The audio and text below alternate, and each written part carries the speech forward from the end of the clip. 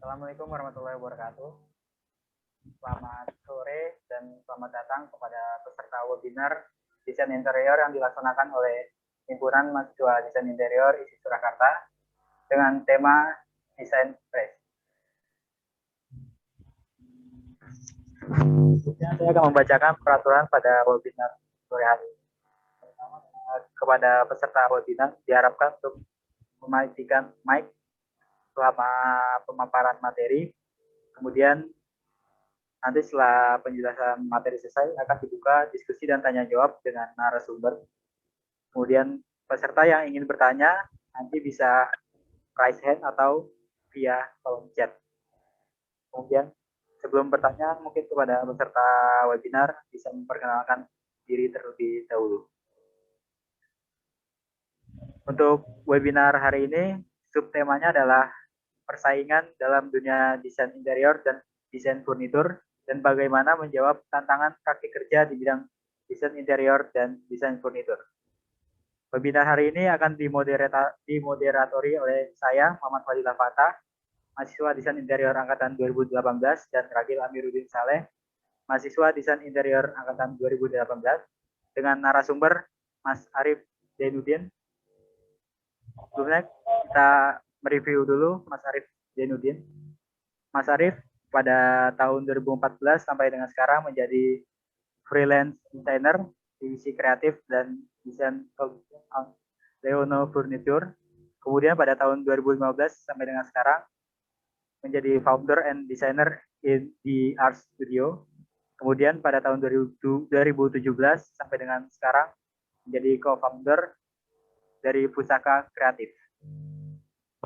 Untuk prestasi pada tahun 2013 menjadi juara pertama pada Asia Furniture Design Competition finalis LDMA Solo Raya. Pada tahun 2014 menjadi juara pertama pada Furniture Design Competition di Jawa Barat. Dan menjadi juara ketiga pada Warisan Young Designer Award. Pada tahun 2015 menjadi favorit IDEA Festival Art ITS Surabaya. Pada tahun 2016 menjadi finalis IDC Indonesia Design Challenge by HDMI. Kemudian pada tahun 2017 menjadi finalis Wilson Art Furniture Design Competition dan IDC Indonesia Design Challenge by HDMI. Selanjutnya kita akan memulai pemaparan materi untuk waktu dan tempat.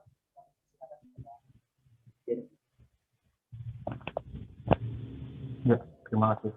Dengar nggak? Cek ya. Kalau belum jelas bisa. Oh itu. Oke. Ya, assalamualaikum warahmatullahi wabarakatuh. Terima kasih atas waktunya, terima kasih atas invite-nya. Masih mau temu kangen dengan kita ya, alumni dari ISI itu. Jadi pada kesempatan hari ini saya diamanai oleh teman-teman interior di Surakarta untuk mengisi ya, kita sharing apa yang sudah saya lakukan bersama teman-teman. Jadi nanti aku akan ngasih beberapa materi ya, semoga nanti bisa membuka wawasan yang baru untuk teman-teman terutama di bidang desain dan furniture seperti itu. Saya coba kasih seleksi.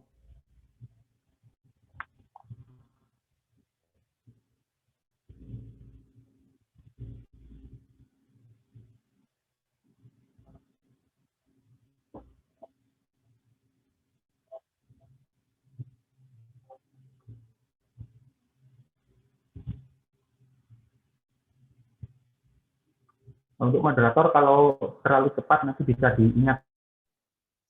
Ya Mas. Ya. Oke. Jadi di sini saya mencoba memposisikan Jadi saya nggak tahu apa-apa tentang interior gitu. Saya mencoba memposisikan audiens, kita nggak tahu di sini mau kemana gitu. Nah, oleh sebab itu saya akan mencoba share beberapa project, beberapa tips, beberapa statement desain yang pernah kita lakukan di Art Studio gitu. Kebetulan saya kan menjadi owner sekaligus desainer di Art Studio.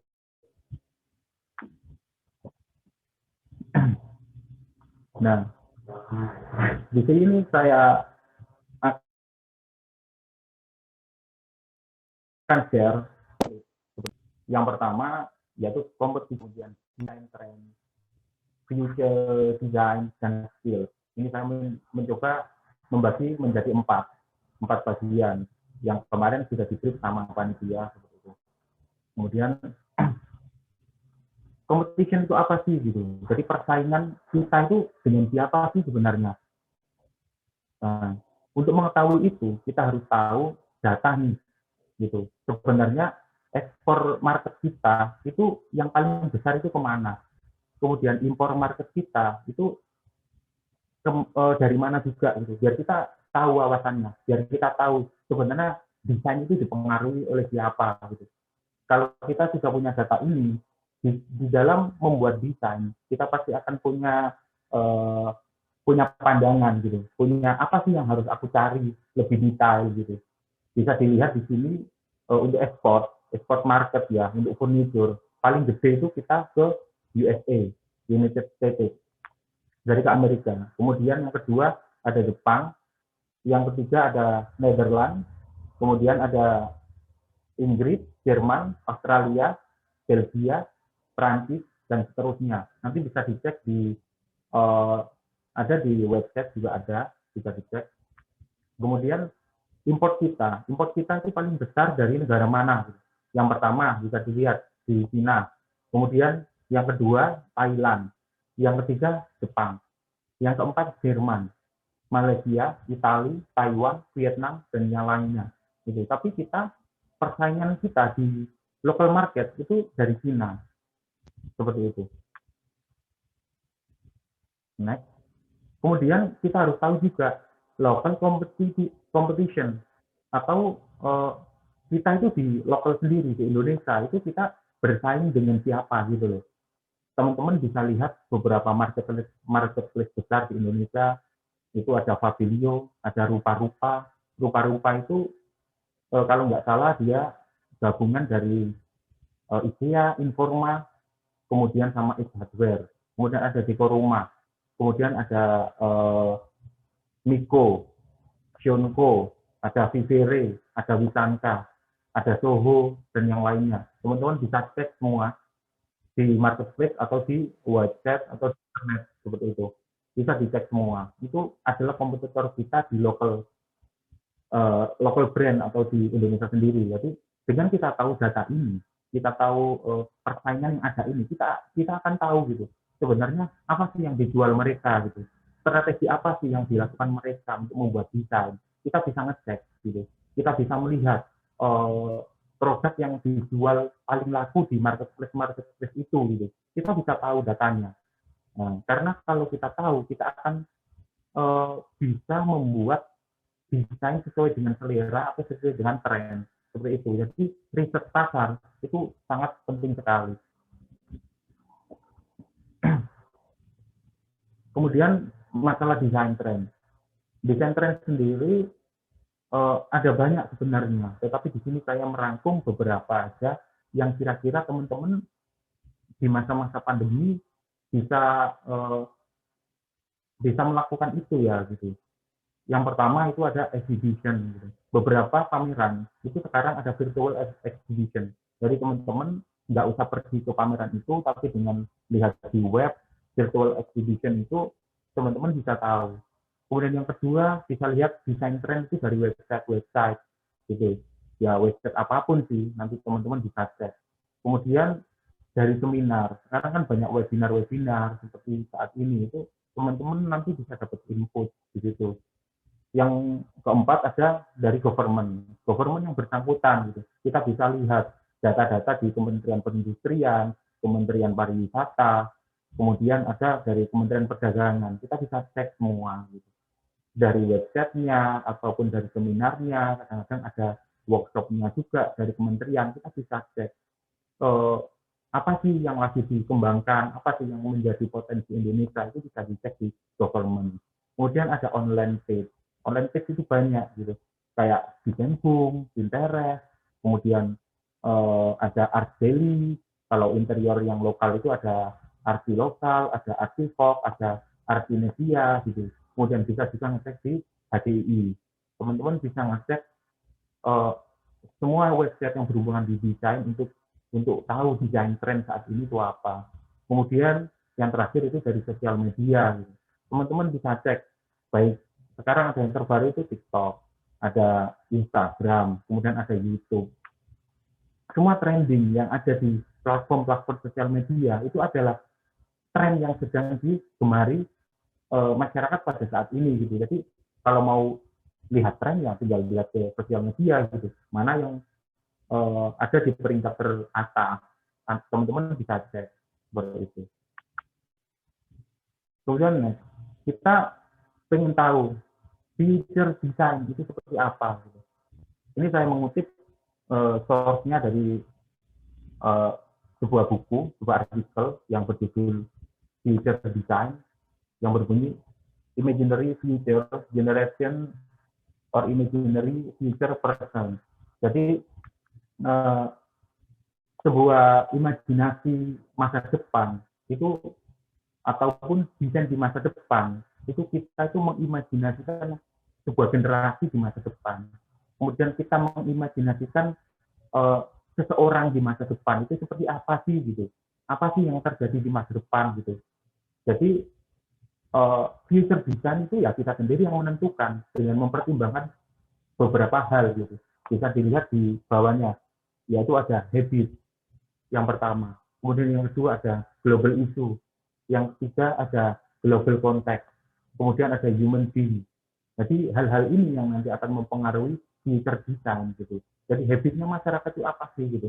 Sudah pasti habit masyarakat pada zaman 80-an ke bawah, 90-an ke atas, kemudian 2000-an ke atas, itu pasti akan beda gitu. Jadi hal itu akan mempengaruhi future design atau future product gitu.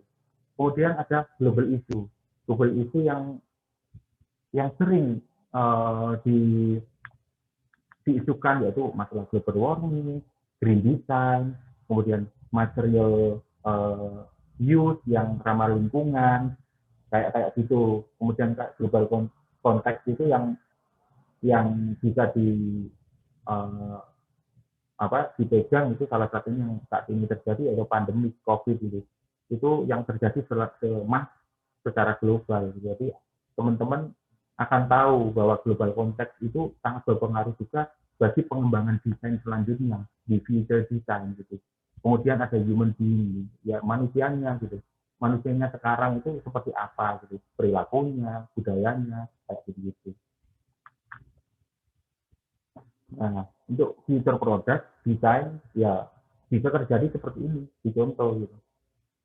Karena COVID mungkin desain yang akan muncul jadi distancing gitu. Jadi ada pemisah mungkin ke depannya seperti itu. Jadi meja itu sekarang sudah nggak meja flat, tapi kemungkinan apakah bisa terjadi di kampus itu ada bilik-bilik itu untuk menghindari kayak membuat physical distancing gitu. Jadi nggak usah jaraknya terlalu jauh, tapi kita ada partisi-partisi, mungkin seperti itu. Kemudian secara arsitektural di green design, mungkin kedepannya semuanya itu sudah tercover tanaman-tanaman yang indah, yang bisa membuat fresh untuk mengurangi pemanasan global, membuat udara di situ lebih nyaman, mengurangi energi dengan pemanfaatkan penghawaan buatan, kemudian di situ ada air, biar di situ lebih sejuk, sehingga penggunaan energi AC atau pendingin dan cahaya lebih bisa diminimalkan seperti itu. Kemudian di sini ada future teknologi. Jadi future design itu sudah pasti akan memunculkan teknologi baru gitu. Ini saya mengutip dari founder Solution Architect. Salah satu tagline di kantornya itu berbunyi gini, apa yang bisa kamu imajinasikan atau pikirkan itu pasti bisa dibuat gitu. Tinggal nunggu waktunya seperti itu. Kita nggak pernah terpikir kan sebagai contoh uh, human jet atau manusia itu bisa terbang gitu. Mungkin suatu saat teknologi bisa dipersempit, bisa disempurnakan, manusia sudah benar-benar bisa terbang dengan bagi Iron Man seperti itu. Kalau sekarang kan masih ada alat jetnya kan, mungkin kedepannya dengan ada teknologi nuklir atau apa itu bisa lebih simpel lagi dan Iron Man bisa benar-benar terjadi seperti itu salah satu contoh aja gitu. Jadi di sini untuk future design itu manusia sangat dipengaruhi oleh beberapa faktor. Yang pertama adalah software gitu. Kemudian yang kedua ada hardware, kemudian yang ketiga ada construction, kemudian ada material. Gitu. Jadi 4 hal ini yang mempengaruhi di future design. Gitu. Jadi desain masa depan itu seperti apa sih? Gitu. Kita bisa lihat di future teknologinya. Gitu. Kira-kira teknologi apa yang bisa memperkuat atau membantu kita untuk future design seperti itu.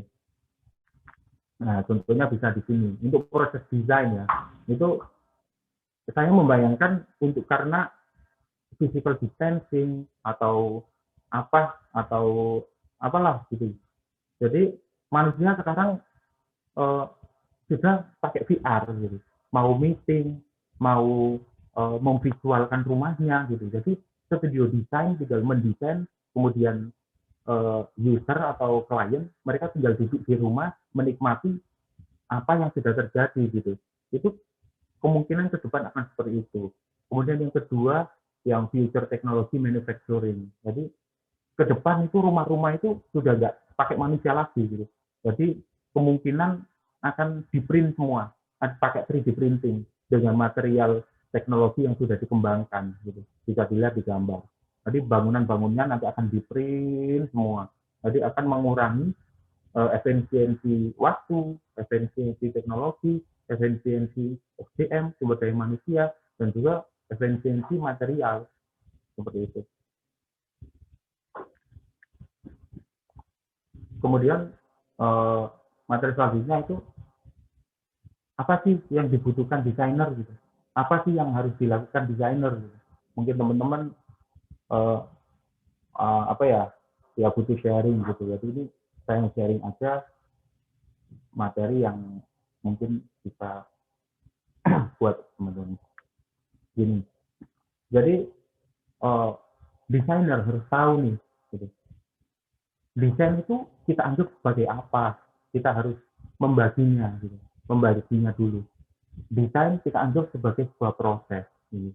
Jadi di situ ya cuman ada problem datang, kemudian ada proses untuk mendesain, untuk menghasilkan alternatif desain, kemudian akan menjadi desain statement atau menjadi sebuah proposal desain. Ya, desain cukup di situ. Desain hanya sekedar sebuah sketsa, sebuah gambar, seperti itu. Kemudian di sini desain itu ya desainernya gitu, people atau person di situ. Jadi kalau desain kita ibaratkan sebagai seseorang pelaku atau desainer, ya kita harus punya apa? Yang pertama, kita harus punya skill. Yang kedua, kita harus punya portofolio. Yang ketiga, kita harus punya apa? Originality. Kemudian kita harus up to date juga. Kemudian kita harus punya attitude. Seperti itu. Desainer kalau nggak punya beberapa hal ini, itu sudah pasti kita nggak akan bisa bersaing di di kemajuan teknologi saat ini, di pasar atau di industri interior seperti itu. Kemudian yang ketiga itu desain sebagai bisnis gitu. Jadi desain planner.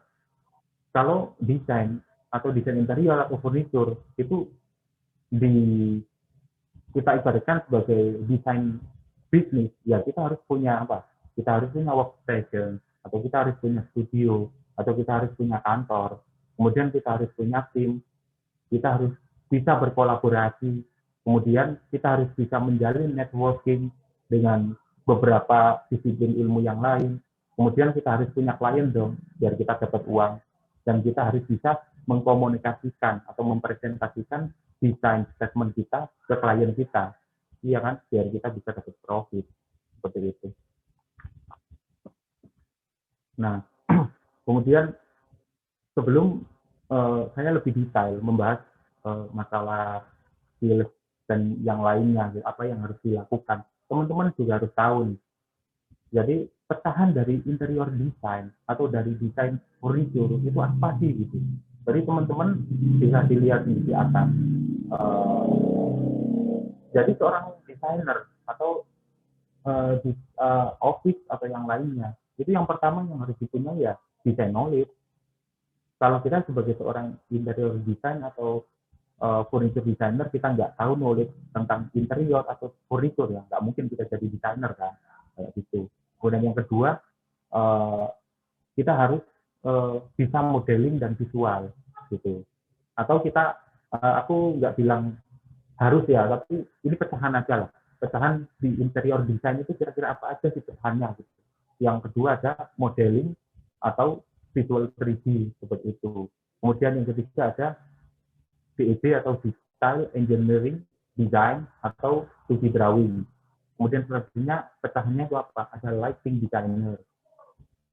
Kemudian ada Art Director. Kemudian ada Acoustic Designer. Ada Electrical Engineering. Ada Estimator. Kemudian ada Project Manager. Kemudian ada apa? Supervisi.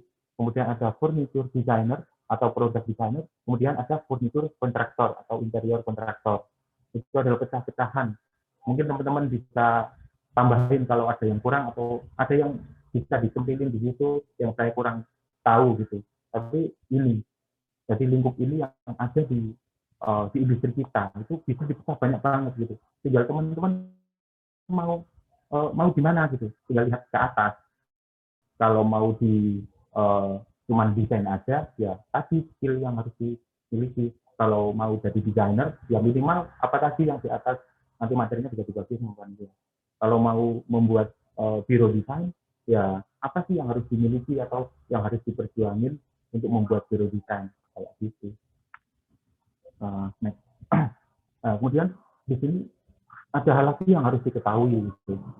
Di sini desainer planner atau desain planner, mau interior atau furniture. Ini saya bagi menjadi 4. Yang pertama yaitu freelancer gitu. Jadi kita bisa tuh jadi freelancer. Kita bisa gitu.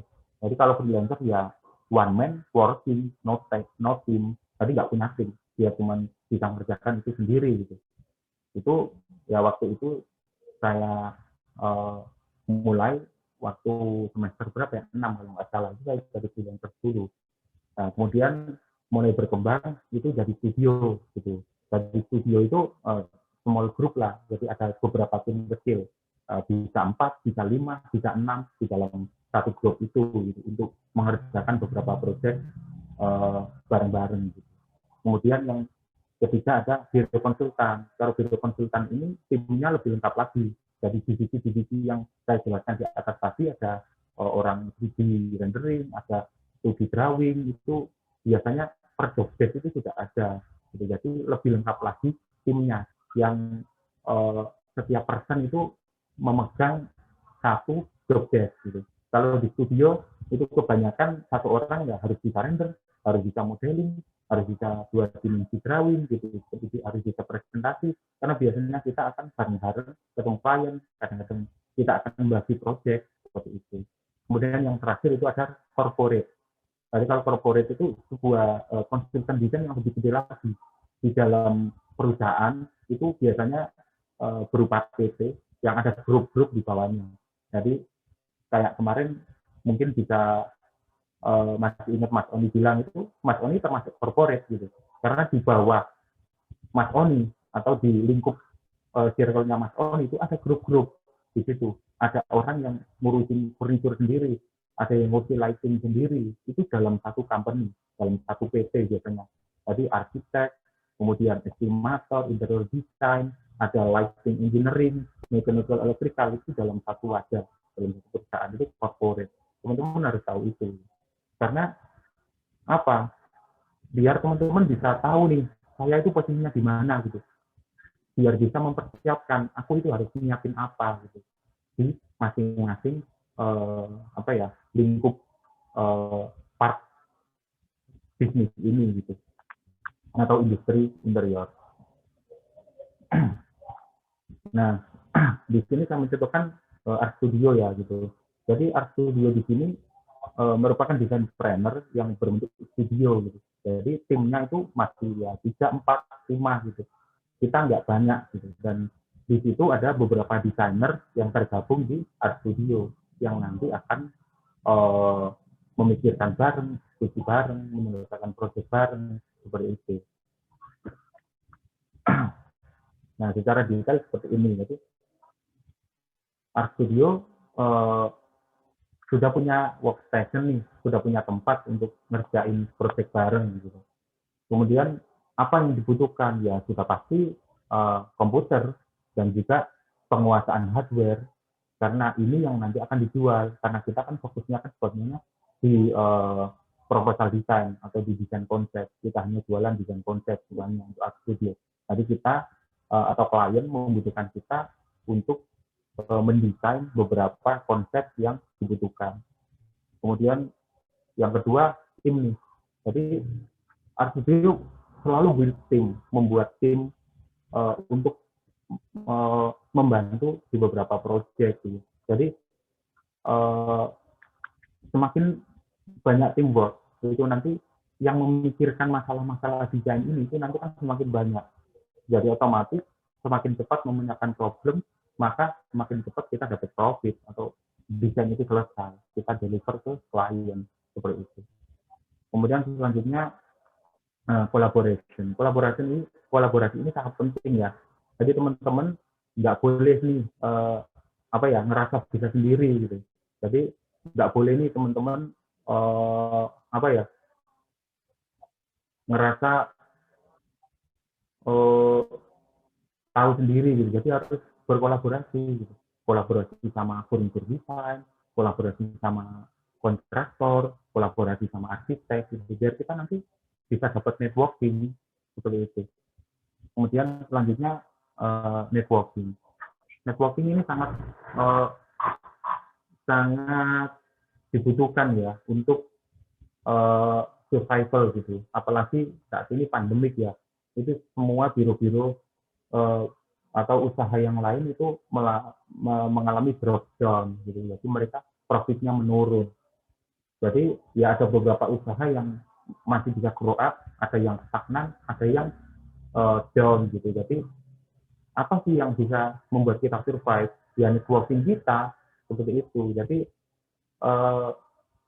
dengan networking kita itu akan mendapatkan semacam rekomendasi gitu. Jadi kita akan mendapatkan kesempatan mendapatkan proyek-proyek dari beberapa networking kita seperti itu.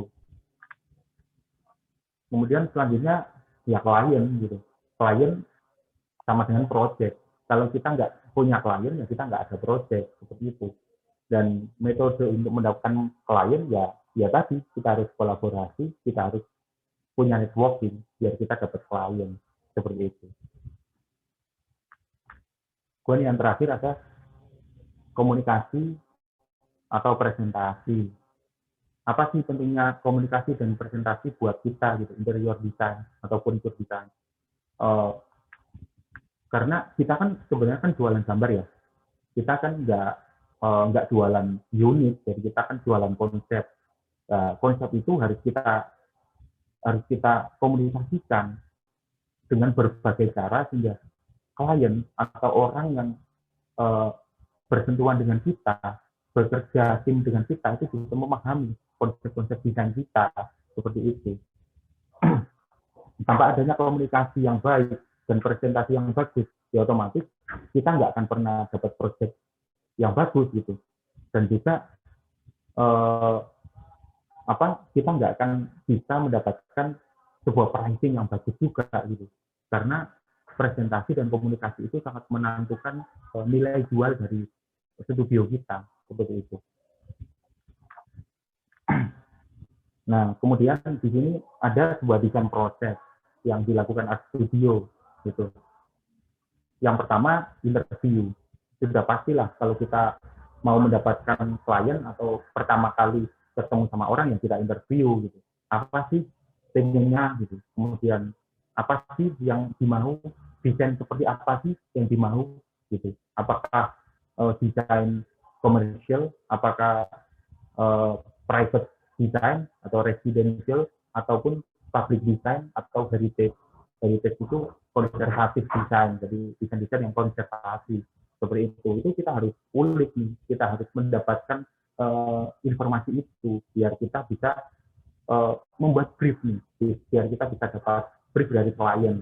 Karena ada beberapa klien itu yang dia ngasih briefnya cukup mau ketemu aja gitu, nggak mau tuh dia buat PPT, buat apa untuk kita. Jadi pengalaman kita untuk orang-orang yang punya uang nih, maksudnya yang kaya itu mereka ketemu kita aja gitu. Mereka nggak mau buat presentasi, buat apa untuk kita. Gitu. Beda lagi dengan beberapa klien yang ya biasanya middle low lah gitu. Jadi mereka prepare banget gitu. Jadi sampai kita dibuatin brief, kita dibuatin referensi lighting, referensi interior, referensi arsitektur untuk kita. Gitu. Tapi untung juga kita nggak, kita itu jadi nggak ribet seperti itu. Kemudian yang kedua ada site visit. Setelah kita dibilang nih, kita kan site visit nih, kita akan foto, kita akan memahami lingkungan, kita akan apa ya, memahami lokasi, building, kemudian pencahayaan alami, kemudian memahami pengudaraan di lingkungannya seperti itu. Jadi sebagai bahan kita, sumber kita untuk desain selanjutnya gitu, desain di studio gitu. Habis itu kita ukur-ukur nih, habis ukur kita foto, setelah kita foto ya kita dapat data, ya data itu yang dibuat untuk membuat invoice seperti itu.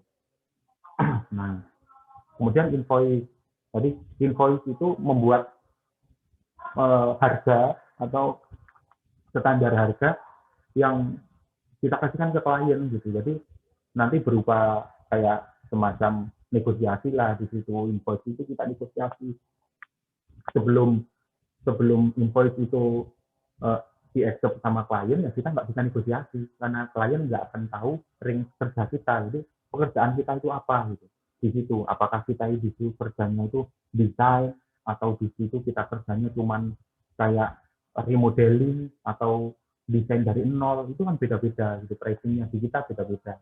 Jadi invoice itu sangat penting sebagai pengikat kita dengan klien seperti itu.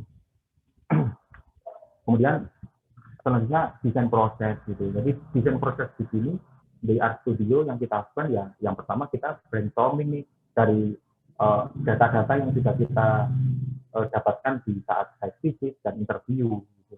Jadi data-data ini nanti kita olah, kemudian kita bagi ke beberapa desainer di tim kita. Kemudian selanjutnya kita membuat brainstorming, apa sih briefnya. Kemudian nanti buat kayak semacam board gitu, referensinya itu seperti apa gitu, biasanya gitu. Kemudian membuat studi interior programming. Jadi biasanya kita akan membuat semacam apa ya, ya kayak kotak-kotak gitu dulu di AutoCAD untuk programming. Jadi ruang ini enaknya di mana, kemudian besarnya ruang ini seberapa, itu kita olah di CAD. Kemudian setelah itu jadi, baru kita transfer, membuat existing, dan kita export ke SketchUp atau 3D atau yang lainnya untuk buat 3D modeling, seperti itu. Kemudian kita rendering sebagus mungkin, secantik mungkin, biar klien itu saat kita presentasi langsung wow, bagus gitu, kayak gitu. Kemudian setelah kita render, kita membuat schematic design, seperti itu. Selanjutnya yaitu presentasi. Nah, presentasi ini sangat menentukan. Jadi presentasi itu sangat menentukan gimana sih kita mendeliver ide kita dan juga gimana kita mengawinkan antara kemauan klien, kemudian kondisi lokasi dan idealisme dari desainer seperti itu. Jadi kita harus pintar-pintar nih presentasinya. Kalau kita nggak pintar presentasi, kadang-kadang bisa miskom gitu, dan di situ bisa ada cekcok di beberapa hal gitu. Seandainya proyek kita itu melibatkan ada tim konsultan sendiri, tim konsultan MEP, kemudian ada tim konsultan arsitektur, itu kita di situ akan TikTok nih, itu gimana gitu. Jadi lebih baik kita harus bagus di presentasi, jadi harus tegas, kemudian ya harus bisa mengkomunikasikan sedetail mungkin, sejelas mungkin, biar klien itu bisa dapat pandangan secara utuh konsep dari kita, seperti itu. Kemudian kita juga menambahi ada VR atau virtual rendering, jadi klien bisa menikmati 360 derajat konsep dari kita. Gitu. Kemudian yang terakhir ya approval. Kalau desain kita bagus, kemudian nggak ada revisi, ya kita langsung approval. Kita langsung bisa mendapatkan uang pelunasan seperti itu. Kalau seandainya masih ada revisi, ya kita balik lagi ke desain proses, ke step yang atas. Desain proses lagi, kemudian kita akan presentasi lagi. Kalau di situ nanti masih revisi lagi, ya kita desain proses lagi. Kita presentasi lagi sampai desain itu deal, seperti itu. Nah, di sini saya akan ngasih contoh salah satu proyek kita di Salatiga, yaitu villa, pengembangan villa. Ini masih tahap proposal desain. Jadi di proposal pertama kita sudah respon klien kita bagus. Jadi kita nggak lari ke preview 3 karena kita sudah expert dan klien sudah setuju dengan konsep desain yang ini. Begitu ada beberapa revisi sih kemarin seperti itu. Ini coba saya share. Nah, kemudian seperti inilah kemarin. Ya, ini saya slide-nya saya potong-potong ya. Nggak detail-detail. Karena kalau detail nanti kelamaan seperti itu. Tadi ada desain board. Seperti apa sih gitu. Desain board-nya yang pengen kita berikan gitu. Itu setelah kita dapat kita interview ya, jadi data-data board ini kita slide-kan di sini atau kita berikan ke sini tuh kita nggak sekonyong-konyong gitu. Jadi kita sudah tahu dulu datanya, kita sudah interview dulu, kita sudah cek lokasi dulu, kemudian kita buat board gitu. Kemudian untuk board interiornya seperti ini. Jadi si klien pengen lebih homey nih, karena villanya di villa yang itu nanti untuk pasangan ya yang baru nikah atau mau apa ya untuk berdua gitu, jadi lebih homey gitu. Karena bukan target marketnya di villa tengah itu bukan bukan yang orang tua gitu, bukan family, tapi anak-anak muda gitu. Jadi mau lebih bagus lagi. Nah, untuk size-nya seperti ini gitu. Bisa dilihat. Jadi yang sekarang itu yang di sana itu ada villanya, ada 1, 2, 3, 4, 5, 6 itu family. Ada villa untuk family. Teman-teman bisa lihat di situ yang di atas. Kemudian nanti ada pengembangan villa yang ini kita kerjakan, tim art studio kita kerjakan itu yang sini itu kita buat. Kemudian kalau di bawah itu yang di nomor 5, kemudian selanjutnya nanti di samping-sampingnya itu yang teras sharing itu kemungkinan juga nanti pengembangan villanya bisa juga nanti yang desain seperti itu. Baiknya seperti ini. Nah, kemudian step selanjutnya kita visualkan arsitekturnya gitu. Jadi ada beberapa problem sebenarnya di sini, ya. Tapi nanti kita diskusi aja. Ini kita lanjutkan slide-nya aja dulu. Nah, ini visual design kawasan dari view apa ya ini kayak aku pengen di sini itu ada kayak sky view gitu loh. Jadi orang-orang bisa foto di situ yang baik pengunjung villa atau pengunjung restoran seperti itu. Jadi ini bisa jadi ikonik gitu. Nah, kemudian ini ada set plan-nya, villanya. Jadi nanti kita akan melakukan desain di villa nomor 1 dan 2, kemudian sama 3 seperti itu. Nah, ini untuk desain villa satunya. Nah, ini saya kasih sampel untuk desain villa 1 aja ya. Jadi villa yang di leveling 1. Gitu. Karena nanti slide-nya banyak banget kalau aku kasihkan semuanya. Tapi ini existing-nya. Dan ini tampak-tampaknya. Ini aksonometri dari beberapa sisi, dari depan, kemudian dari samping, dari belakang. Kemudian ini layout plan-nya, aksonometri, layout plan. Jadi atap kita hilangin, kemudian kita render. Dan ini ada sectionnya, teman-teman bisa lihat. Nah, ini untuk visualnya.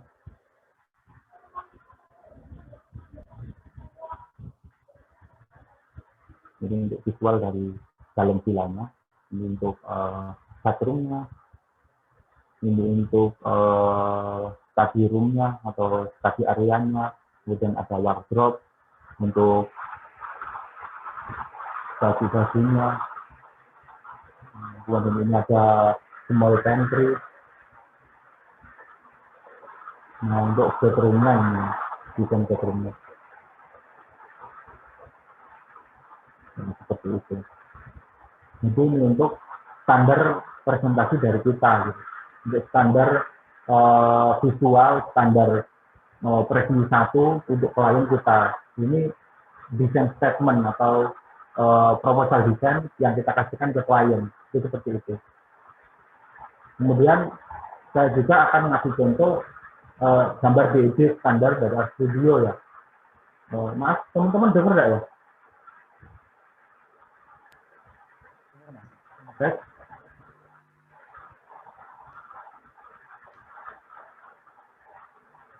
Dengar, Mas.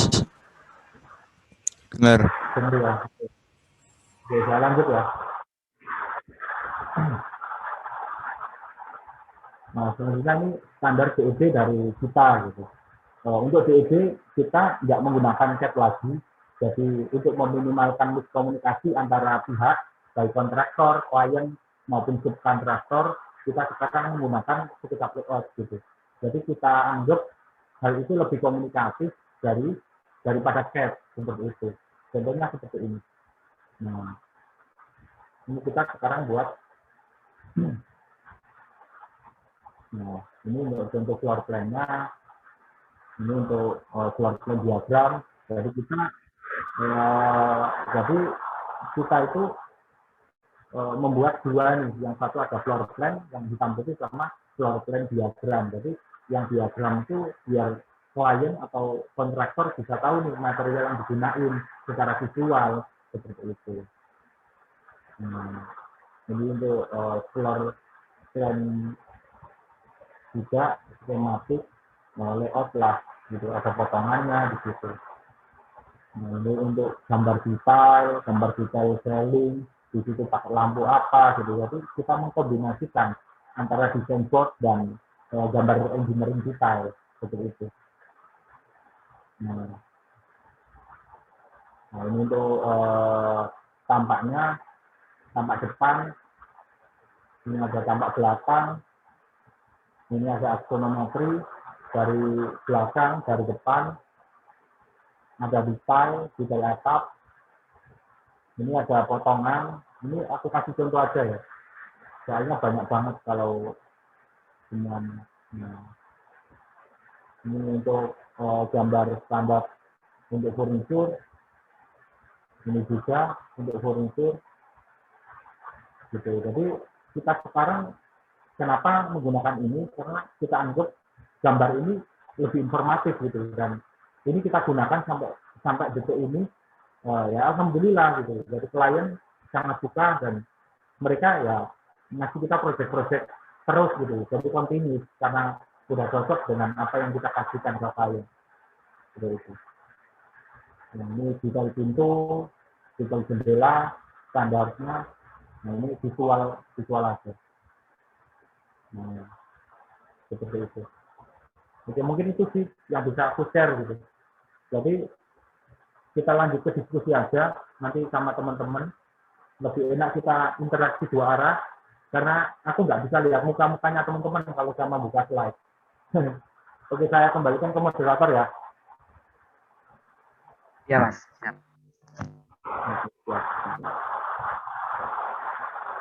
Oke, terima kasih atas Mas Arif atas materinya. Mungkin kita masuk ke sesi dari tanya jawab dan sesi diskusi.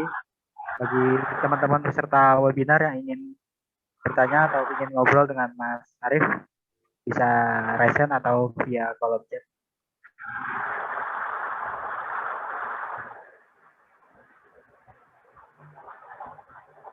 Yo, silakan.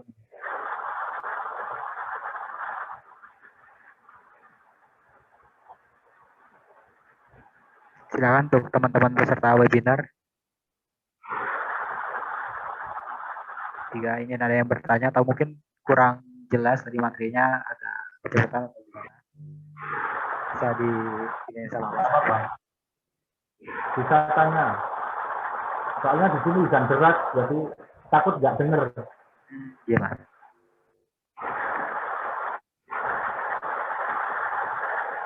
Kalau misalnya ini mungkin kalau dari aku sendiri Mas mau tanya.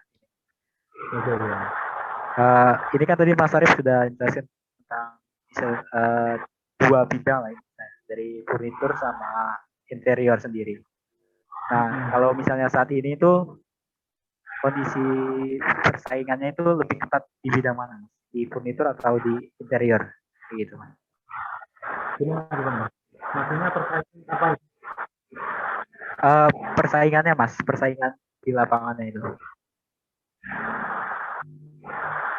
Entah itu dari Kalau bisnisnya. Oh gitu.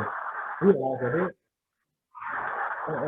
persaingan benar nggak ya? Halo? Halo ya. Ya, dengar? Ya, itu kan, Mas. Jadi ya tadi kalau persaingan di bidang bisnisnya atau di bidang produknya ya kita kembali lagi ke data ya. Kalau secara produk kita sudah kalah gitu sama Vietnam, kita sudah kalah sama Cina gitu. Jadi untuk kita harus punya strategi, kita harus punya apa ya? Kita harus punya mindset yang baru untuk membuat produk-produk gitu. Karena apa gitu? Karena momentumnya sekarang kan momentum yang sangat tepat kita untuk create. Karena seluruh dunia itu dihadapkan pada masalah yang sama gitu. Perkembangan teknologi yang sama pada satu waktu. Jadi sebenarnya kalau bisa dibilang seluruh dunia itu memiliki posisi yang sama nih, untuk produk maupun desain gitu. Masalahnya sama, pandemik gitu. COVID-19 ini menjadi salah satu faktor untuk, kalau saya bilang, meriset lah. Untuk meriset knowledge, meriset apapun, untuk membuat satu produk feature desain tadi gitu. Jadi, ya kalau persaingan secara produk, ya kita punya momentum yang sama, seperti itu Mas. Gitu. Jadi kita harus, teman-teman harus jeli melihat potensinya. Apa sih potensi kita, seperti itu. Tapi momentumnya kita memiliki momentum yang sama untuk di produk gitu, untuk create produknya. Nah, kalau untuk di bisnis interior sendiri gitu, ya untuk properti sebenarnya kita ngalami down ya untuk arsitektur gitu. Karena banyak orang yang ngehold uangnya karena pandemik, mereka nggak mau ekspansi gitu. Jadi properti mengalami penurunan 2 atau 3 tahun ini gitu. Seperti itu. Kalau untuk desain interior yang kita rasakan selama pandemik ini, ya alhamdulillah kalau di Art Studio sendiri meningkat sih sampai 600% lah, bisa dibilang gitu. Kita nggak tahu faktor apa, tapi untuk interior kita ada data dan kita megang proyek juga sampai saat ini, kita nggak down gitu. Jadi kita selalu meningkat dan meningkat sampai detik ini gitu. Seperti itu Mas. Kalau interior aku rasa kita masih unggul karena mungkin pandemik juga ya, jadi banyak orang yang mau renov rumah, kemudian banyak orang yang punya uang tapi udah bosen pengen ganti apa gitu, itu menguntungkan juga bagi kita. Tapi kembali lagi kan, saingan kita itu apa? Yang pertama itu biasanya bagi kontraktor-kontraktor yang free design, kita kalah. Banyak teman-teman kontraktor atau subkon atau apa teman-teman kita itu free design, kita kalah tuh. Jadi beberapa kali aku proyekan desain itu kalahnya sama orang yang free design. Yang kedua itu kita kalahnya sama apa? Sama negosiasi. Kita nggak pinter nih negosiasi sama klien gitu. Jadi kalau saya sih jangan murah sih gitu. Kalau kita bisa ngasih presentasi, kita bisa ngasih ide yang bagus, kenapa kita jual murah gitu? Karena kalau kita sekali jual murah, kita sekali ngasih klien yang pricing yang murah, selamanya kita nggak akan bisa naik, akan di situ terus gitu. Jadi kalau bisa buat portofolio yang bagus, kemudian pasang harga yang tinggi, kemudian kita dapat proyek yang puas seperti itu. Mungkin itu sih mas. Oh iya mas. Nah, ada lagi nggak? Mungkin ini mas, apa cara dari Mas Arif sendiri untuk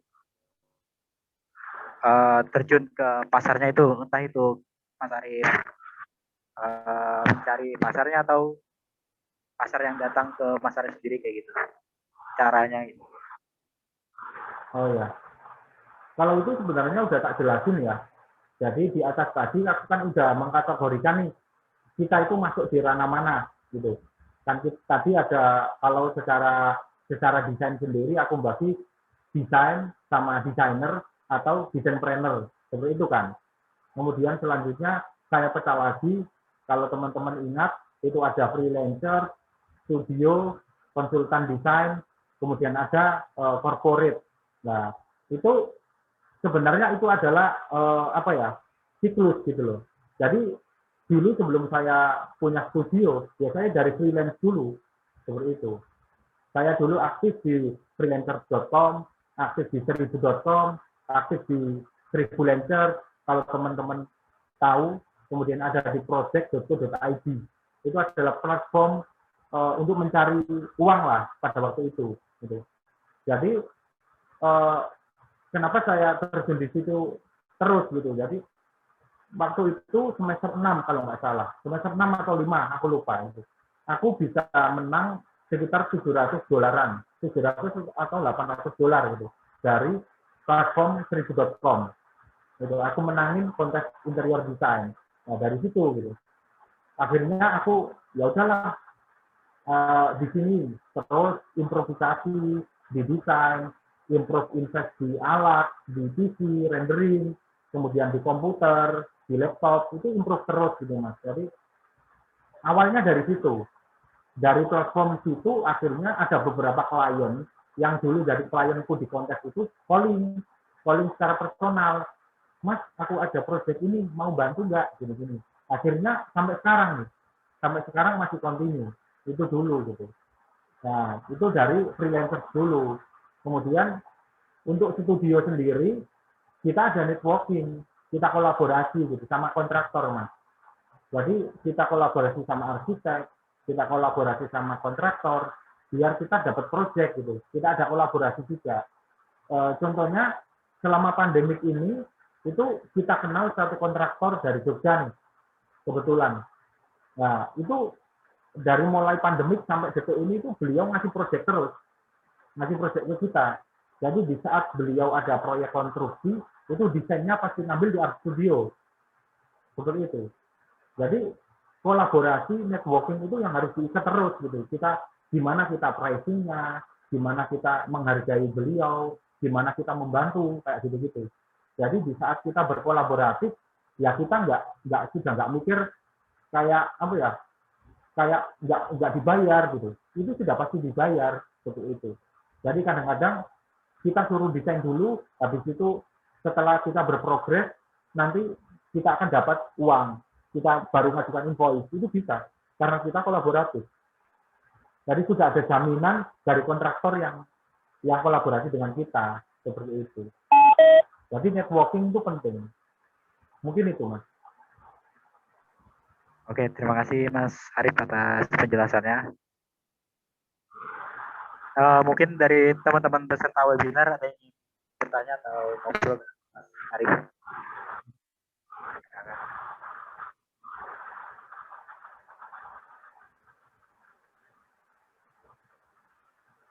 Nggak dapat door prize, mungkin.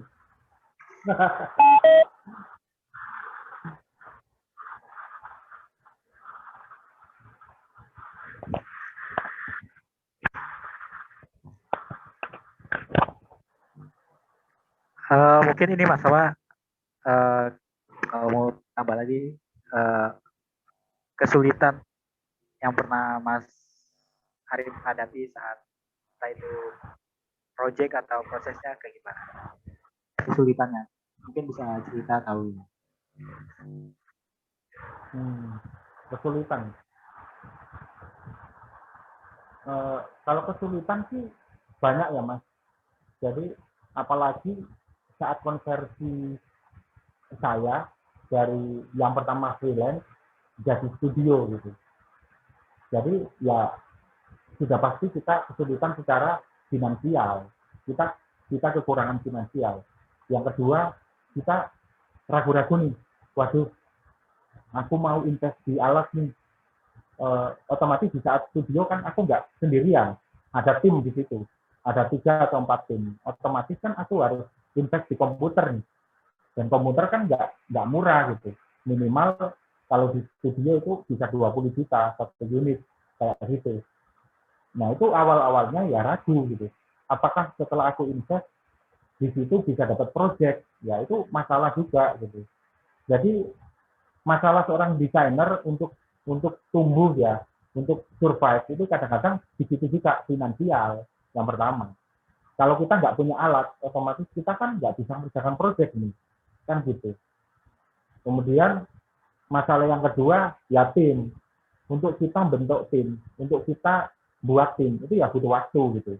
Nggak 1-2 hari gitu. Kita bahkan butuh berbulan-bulan untuk ngajarin personal ini biar bisa sama standarnya dengan kita gitu Mas. Kemudian yang ketiga ya komunikasi. Kita harus bisa komunikasi dengan klien dan beberapa networking kita. Kalau kita nggak bisa komunikasi, ya bisa sih gitu. Jadi pada waktu itu kan saya sendiri nih yang menghadapi klien yang harus ngecek lokasi, harus ngukur gitu pada waktu itu. Itu ya masalah juga gitu. Karena kita nggak dibekalin ilmu bisnis di kampus. Iya kan? Jadi bisnis itu kita dapetin ya setelah kita terjun langsung di dunia kerja gitu. Karena di sini saya memposisikan sebagai desainer trainer gitu. Tapi beda lagi nanti yang terjun di biro arsitek atau di konsultan itu beda lagi yang harus dilakukan karena otomatis mereka akan menempati satu bidang yang ada di sana gitu.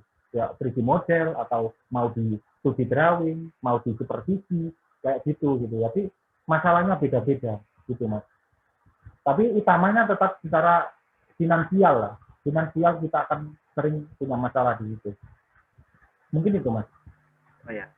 Nah untuk masalah tim nih Mas. Kalau misalnya kalau Mas Arif sendiri kalau membentuk tim itu cari anggotanya atau membentuk timnya itu punya kriteria khusus nggak Mas? Kalau punya standar-standar khusus untuk misalnya kita ingin gabung dengan timnya Mas Arif itu punya standar atau kriteria khusus kayak gitu nggak Mas?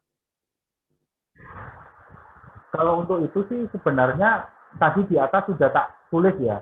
Jadi itu kan kriteria yang juga sebenarnya aku butuhin gitu loh. Kalau yang lihat di yang slide keberapa itu ada desainer dan desain planner gitu. Nah, di item desainer itu ya skill-skill yang tak butuhin gitu. Ataupun kalau Mas secara personal sudah punya hal itu, sudah pasti Mas bisa gabung di kita kayak gitu. Jadi itu hasil riset dan kayak catatan yang aku buat catatan untuk merekrut anak-anak sih gitu seperti itu. Itu udah tak tulis semua. Nanti bisa di-share ke teman-teman. Oh iya Mas. Mungkin dari peserta webinar ini yang mau ngobrol atau tanya-tanya sama Mas Arif, silakan. Untuk teman-teman peserta webinar.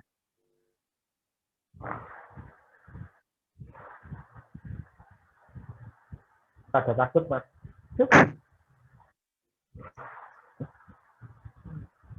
Yo, siapa yang mau tanya? Ya, jarang-jarang loh sama Mas Arif ini.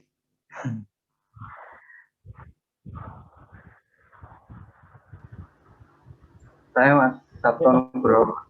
Oh ya itu Sabto. Monggo Sabto. Monggo Mas. Kalau dari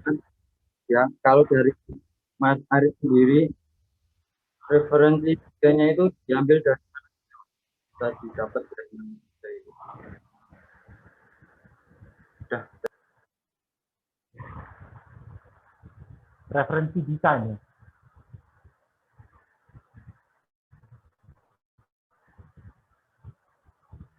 Ya,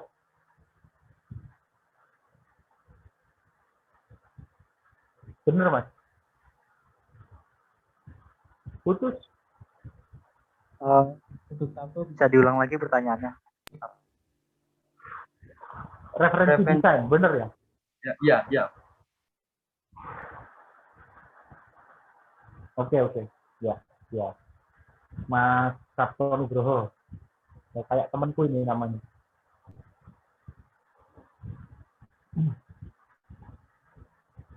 Jadi, denger nggak ini, Mas Sabto?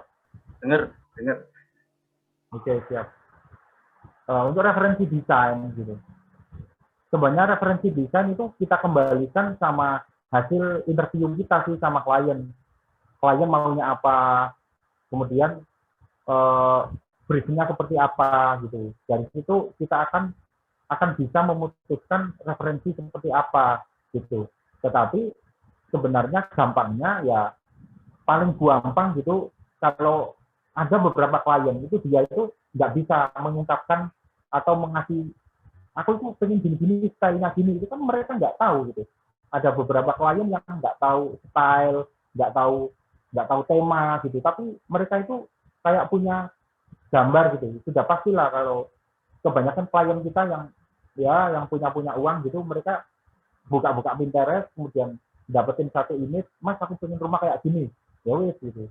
Jadi dari satu referensi itu kita coba tarik gitu, oh berarti pengennya itu stylenya kayak gini gitu. Dari situ dulu gitu.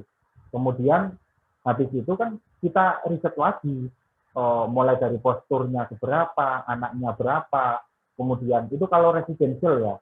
Soalnya kan kita kan fokusnya kan di residential sama komersial. Untuk komersial ya beberapa ada villa, restoran, itu nanti beda-beda referensinya itu. Jadi kalau untuk residensial, untuk rumah tinggal, ya kita lebih ke orangnya itu mau seperti apa, gitu. Usernya itu siapa, hobinya apa, kesukaannya gimana, karakternya siapa, yang masak siapa, karena sudah pasti beda. Yang masak istri sama yang masak suami itu pasti perilakunya beda, kayak gitu. Sehingga kita bisa dapetin desain yang diinginkan oleh klien gitu. Jadi kita riset yang benar nih, gitu. Kita harus nyari data yang benar, yang apa ya, yang valid, yang kita wawancara sendiri sama kliennya seperti itu. Jadi fokus ke user itu untuk project rumah tinggal. Nah, beda lagi sama project yang komersial. Contohnya kita buat villa nih atau restoran, beberapa restoran. Contohnya tadi ada kopi Senama nih, itu bisa dilihat di daerah UMS itu sekarang sudah dibuka. Jadi kalau untuk komersial itu beda-beda lagi gitu. Selain kita melihat ownernya, itu kita harus tahu bisnisnya itu mau dikemanain kayak gitu. Jadi visi misi bisnisnya itu gimana, dia itu mau seperti apa. Aku pengen bisnis gini gitu. Jadi bisnisnya kita harus tahu backgroundnya gitu, biar kita bisa mendalami visi misi dari bisnisnya gitu. Karena apa? Karena sebuah desain itu kan mencirikan dari sebuah bisnis kayak gitu loh. Jadi bukan ownernya lagi, tapi bisnisnya yang harus kita orek gitu. Mulai dari corporate-nya, branding-nya, kemudian target market-nya, kemudian dari coloring yang mau dia angkat, kemudian styling seperti apa, kemudian belum lagi restorannya, mau restoran kayak apa, coffee shop kah, fast food kah, atau campuran keduanya, atau tradisional restoran, itu kita harus riset nih tentang bisnisnya kayak gitu. Nah, beda lagi sama kalau public space, dan kita kan dihadapkan pada aturan-aturan nih, pada sebuah standar, pada sebuah stakeholder yang terlibat gitu. Kita membuat bandara tidak pasti beda sama membuat terminal, tidak pasti kita beda sama membuat hospital kayak gitu. Jadi referensi itu dari situ dulu. Nah, kalau kita sudah dapat prolog atau kita dapat data dari sang klien, baru kita ngolah kita nyari referensi. Ya kalau untuk referensi desainnya ya bisa dari manapun, tapi juga tak share untuk riset nih. Itu kan tadi bisa dari Instagram, untuk membuat tempat-tempat yang Instagramable, kayak gitu-gitu. Kemudian dari website, ada Artdaily, ada Pinterest, kemudian ada Archivok, ada Archimedia, kan banyak gitu, baik luar maupun dalam negeri. Jadi teman-teman harus sering ulik, harus sering updating nih, apa sih yang terjadi atau apa sih yang sering kalian lihat gitu, nggak cuma ya Instagram, nggak cuma nyetori gitu, tapi nyetori ya kalian harus riset, oh kira-kira orang itu sekarang banyak foto di kayak gimana gitu loh. Jadi dengan kalian update story ini orang foto di restoran ini ya berarti kan itu lagi hype. Nah, otomatis biasanya klien-klien itu akan kita kasih referensi, oh ini loh gitu kan. Biasanya kan di tag tuh. Jadi kayak foto di mana di Senama Kopi atau foto di coffee shop mana itu kan akan di tag. Nah, kalian cari tahu, kalian buka gitu kopinya, coffee shopnya itu apa, kemudian kalian lihat stylenya, kalian lihat spot-spot Instagramnya, biar kalian bisa dapat referensi. Mungkin kayak gitu. Jadi ya banyak majalah juga bisa, dari YouTube juga bisa. Kemudian kalau saya pribadi, contohnya nggak bisa ke Milan, nggak bisa ke Jerman untuk lihat pameran di sana, ya aku lihat YouTube. Karena sudah pasti ada beberapa desainer yang buat vlog untuk mereka jalan-jalan lihat pameran, biar kita tahu nih update tahun ini apa. Mungkin seperti itu. Jelas nggak Mas Sabto Nugro? Sangat-sangat jelas, Mas. Makasih banyak. Oke, siap. Oke, terima kasih Sabto atas pertanyaannya. Monggo, selanjutnya ada peserta webinar lain yang ingin bertanya atau ngobrol dengan Mas Arif. Halo, Arif. Dengar, Jil? Siapa ya? Oh, Ragil. Ya, Mas. Saya sendiri mau bertanya. Dengar, Mas? Ya, dengar. Menurut Mas Arif, dalam memulai sebuah bisnis interior seperti interior studio, lebih baik kita menyasar pasar yang fokus kayak misal residential saja, public space saja, atau semua tawaran desain kita ambil dalam memulai sebuah bisnis interior? Iya. Sebenarnya sih enaknya kita fokus. Sebenarnya, gitu Mas Ragil. Kita fokus itu lebih enak gitu. Karena apa? Di saat kita fokus, contoh nih, Mas Ragil fokus di komersial gitu. Komersialnya difokusin lagi ke restoran. Otomatis referensi yang Mas pegang itu ya itu aja gitu. Jadi standarnya ya hafal, kemudian standar meja ya hafal, jenis-jenis restoran mulai dengan fast food restoran, kemudian ada tradisional restoran, kemudian ada country restoran, kemudian ada apa lagi itu semua sampai hafal gitu. Jadi di saat desain ya tinggal template aja, tinggal ya sudah hafal, nggak belajar dari nol, paling tinggal mainin tematik desain. Kayak contoh mau ngangkat budaya Jawa, ya nanti unsur Jawanya dikeluarin. Mau ngangkat kayak apa Japanese, ya tinggal unsur Jepangnya diangkat. Kayak gitu-gitu aja sih. Jadi lebih enak kita fokus sebenarnya. Tetapi ya kembali lagi gitu, di industri ini kan banyak banget nih kompetitornya gitu loh. Apalagi di restoran gitu. Kemudian apalagi di rumah tinggal, kadang-kadang kompetitor kita anak arsitek juga kayak gitu kan, arsitek sama interiornya dikerjain sekalian kayak gitu. Jadi kita nggak dapat project dong gitu. Makanya kalau saya pribadi ya selagi kamu mampu, selagi kamu bisa dan mau belajar, ya kalian pegang projectnya. Ya kayak kita dulu awal-awal kita cuma ngerjain rumah kayak gitu-gitu. Kemudian art studio meningkat, ngerjain restoran. Kita beberapa kali ngerjain desain-desain restoran. Kemudian 2 tahun ini kita ditawarin proyek villa, ya kita belajar gitu, kita mau. Akhirnya kita ngerjain proyek itu gitu. Jadi nggak menutup kemungkinan kita ya learning gitu, learning by doing. Jadi kita belajar sambil melakukan, sambil research, kemudian kita sambil membuat proyek itu nggak masalah gitu. Jadi ya yang penting ya teman-teman komitmen gitu. Jadi ya bisa ngerjakan, selesai, dan nanti dapat uang kayak gitu sih. Aku rasa sih tinggal teman-teman sendiri. Tapi enaknya ya kalau aku boleh ngasih usul ya mending fokus gitu. Tapi kalau fokus kan berarti kan jelas nih gitu. Jadi ragil spesifik di restoran. Otomatis orang-orang yang mau desain restoran ragil nih kayak gitu. Tapi ya memang susah kalau kita apa ya? Maksudnya ya tidak maksudnya gini. Untuk awal-awal ya itu sangat susah gitu loh. Karena ya kita kan baru di industri ini gitu. Kalau langsung spesifik restoran itu kadang-kadang ya mau desain berapa kayak gitu-gitu sih. Jadi ya kita jalan aja mau proyek apa kalau mampu ya kita kerjakan biar kita kan dapat cash flow, biar kita dapat uang. Baru nanti sambil jalan kira-kira 5 atau 10 tahun proyek apa yang sering dikerjakan. Contoh seandainya restoran apa villa, berarti nanti kita fokus ke restoran sama villa aja ke depannya. Otomatis kalau portofolionya udah banyak, portofolionya udah gede kan itu bisa dijadikan media untuk memperkenalkan jasanya kita ke owner atau ke klien-klien kita, ke networking kita, seperti itu. Mungkin itu. Gimana Mas Ragil? Apa ada pertanyaan lagi? Sudah sangat terjawab pertanyaan dari saya. Makasih Mas. Siap. Ayo siapa lagi yuk? Ayo mungkin satu pertanyaan terakhir dari teman-teman peserta webinar sebelum kita tutup webinar hari ini. Bagi teman-teman yang ingin bertanya bisa raise hand atau via kolom chat juga bisa, nanti kita bacakan pertanyaannya.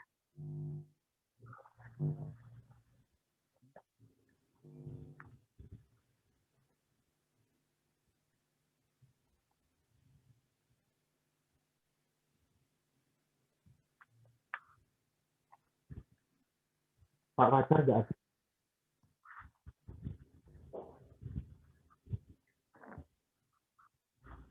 Kalau misalnya tidak ada ya pertanyaan dari teman-teman peserta webinar, mungkin sudah jelas dari pemaparan materi dari Mas Arif. Mungkin terakhir dari Mas Arif, closing statement atau pesan-pesan untuk teman-teman dari peserta webinar pada hari ini.